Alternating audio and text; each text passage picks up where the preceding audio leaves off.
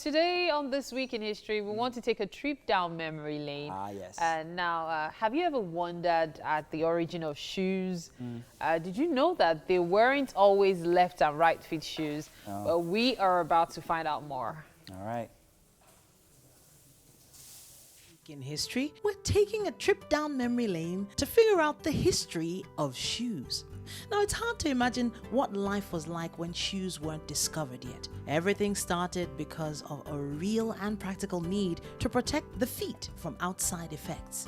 This seemingly simple human need turned into a quickly growing industry in which design was just as important as functionality. Although the main qualities of footwear have remained unchanged, looking back at the long, interesting history of shoes, you can see that the colors, materials, and designs did change. Shoes used to be made by craftsmen, but today they are part of a factory industry earning huge amounts of money each year.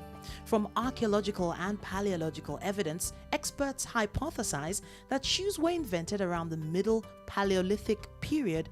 Toe bones from a cave in China suggest people were wearing shoes at least 40,000 years ago. However, it wasn't until the Upper Paleolithic period that footwear was consistently worn by populations. Primitive footwear, popular during prehistory, was changed to sandals, which grew in popularity during antiquity because of the formation of social classes.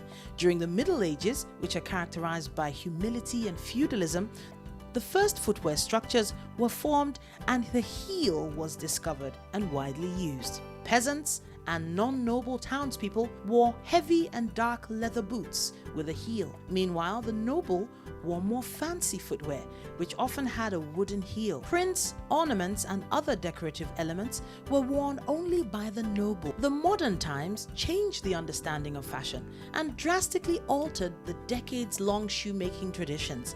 This happened because of new opportunities in technology, which made the whole shoemaking process much more easy and simple. So, when did the first shoes appear? So there isn't an actual certain pair of shoes marking the beginning of the history of footwear. This is because there were different shoes for different climates and different materials used for shoes that were available in different regions.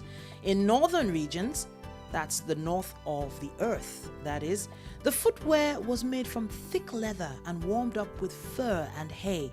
Meanwhile, in the southern regions, there were mostly sandals made from palm leaves and papyrus fiber. During the Gothic period, unusual footwear with long pointed tips called paulanes thrived.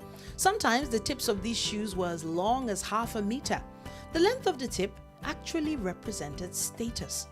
By the early modern times, between 1453 and 1918, men's and women's fashion was different and was mostly dictated by the men.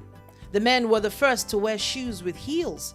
Up until the 18th century, men's legs were considered to be the standard of beauty, although women also wore fancy shoes. They were hidden under long skirts. During the Renaissance period, pointed shoes were swapped with footwear called duck-billed with wide square noses. Meanwhile, women began to wear platforms. Then came the wooden shoe that is often referred to as clogs or klompens by the Dutch. Due to the fact that Holland is mostly below sea level, there were many marshy areas, and the Dutch found out that leather shoes would get wet and ruin easily, which is why they designed the wooden clog. Today, it's still popular tradition to wear these shoes, however, they're never worn indoors. Soon, the heel was discovered and the Western fashion of footwear began to develop. However, the biggest breakthrough in footwear production was during the Industrial Revolution. Inventors and craftsmen in the United Kingdom and North America invented modern footwear sewing machines. A mass fabric-made footwear production began. Jan-Ernst Madziger developed a shoemaking method that allowed about 700 pairs of shoes to be made each day. It wasn't until 1818, however, that the right shoe was invented. Until that time, there was no distinction between shoes made for the left or made for the right feet. The first pair of right and left shoes were made in Philadelphia. Obviously, shoes with the increasing number of working women, high heel trends began changing. Sports shoes had the greatest impact on further footwear fashion. Sports shoes for basketball players by Converse in 1917. These were the very first steps towards trendy sports shoes. The US Rubber Company created a modern, comfortable, beautiful fabric-made sports shoe with a rubber sole known as Keds. The name sneaker came from the English word sneak. Nike may be one of the biggest names in footwear, but the company began in relatively humble fashion as an importer of Japanese shoes. The founder of Cortez Shoes, Bill Bowerman, had been looking for ways to reduce weight and add traction.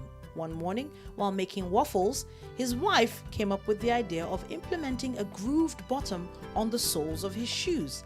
Yes, the early prototypes of his shoe were indeed made with a waffle iron.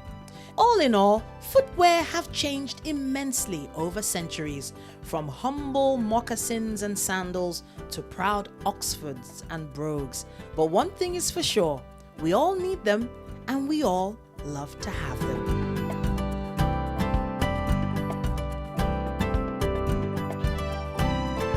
Wow. The focus this week on shoes. Exactly. We Yeah. started the show about shoes and then we're talking about shoes again. Very So interesting that's what you stuff. should know about this week in history. Yeah. I believe that's about it. Yeah. We have to take a break now. Let's do a break. When we come back, we've got more for you inside of Wake Up Nigeria. Do stay tuned.